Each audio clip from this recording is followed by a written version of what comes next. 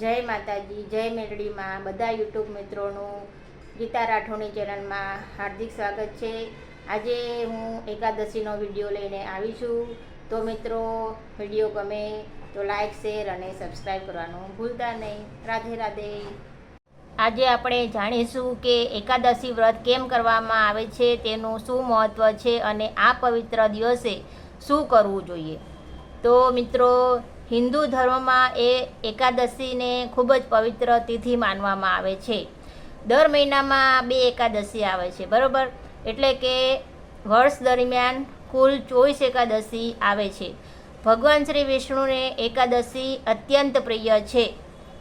શાસ્ત્રોમાં જણાવાયું છે કે જે વ્યક્તિ શ્રદ્ધા અને ભક્તિથી એકાદશીનું વ્રત કરે છે તેના પાપો ક્ષીણ થાય છે અને ભગવાન વિષ્ણુની દયા પ્રાપ્ત થાય છે। તો એકાદશીની આપણે આજે કથા સાંભળશું, તો બધા ધ્યાનથી સાંભળજો।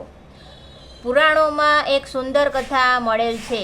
કહેવાય છે કે ભગવાન શ્રી વિષ્ણુ અને મૂર નામના અસુર વચ્ચે લાંબુ યુદ્ધ થયું હતું।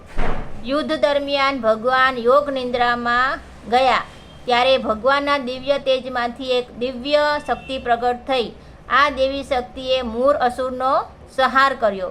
ભગવાન વિષ્ણુ પ્રસન્ન થયા અને તે દિવ્ય શક્તિને એકાદશી નામ આપ્યું। તેમણે આશીર્વાદ આપ્યો કે જે ભક્ત એકાદશીના દિવસે ઉપવાસ અને ભક્તિ કરશે તેને વિશેષ પુણ્ય મળશે। તો આ પુરાણોની વાર્તા છે મિત્રો। તો આ વાર્તા પરથી પણ આપણને જાણવા મળ્યું કે ભગવાન કેટલા દયાળુ છે। તો હવે એકાદશીના દિવસે શું કરવું જોઈએ એ પણ આપણે જાણીએ। તો સવારે વહેલા ઉઠીને સ્નાન કરવું, ભગવાન શ્રી વિષ્ણુ અને માતા લક્ષ્મીની પૂજા કરવાની અને ઓમ નમો ભગવતે વાસુદેવાય મંત્રનો જાપ કરવાનો। ભગવદ્ ગીતા, વિષ્ણુ સહસ્ત્રના નામ અથવા શ્રીમદ ભાગવતનું પાઠ કે શ્રવણ કરવાનું।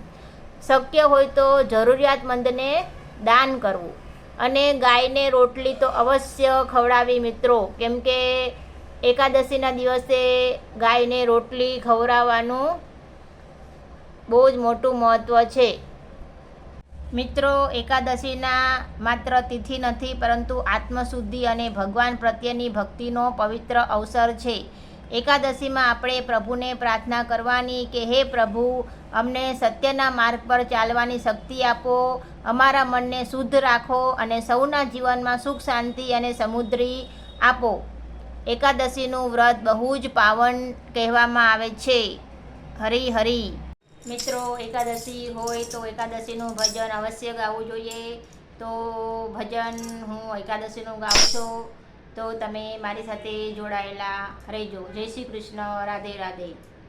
નંદલાલ આવજો આજે એકાદશી, નંદલાલ આવજો આજે એકાદશી, દર્શન આપજો આજે એકાદશી, પાવન કરવા પ્રભુ પ્રેમથી પધારજો, પાવન કરવા પ્રભુ પ્રેમથી પધારજો, સુંદર વાર સંગ રાધાજીને લાવજો, સ્વાગત સ્વીકારજો આજે એકાદશી, નંદલાલ આવજો આજે એકાદશી, એ અંતરના આંગણે ઉતારા આપશું, મનના મંદિરે તમને પધરાવશું, દેવ દયા રાખજો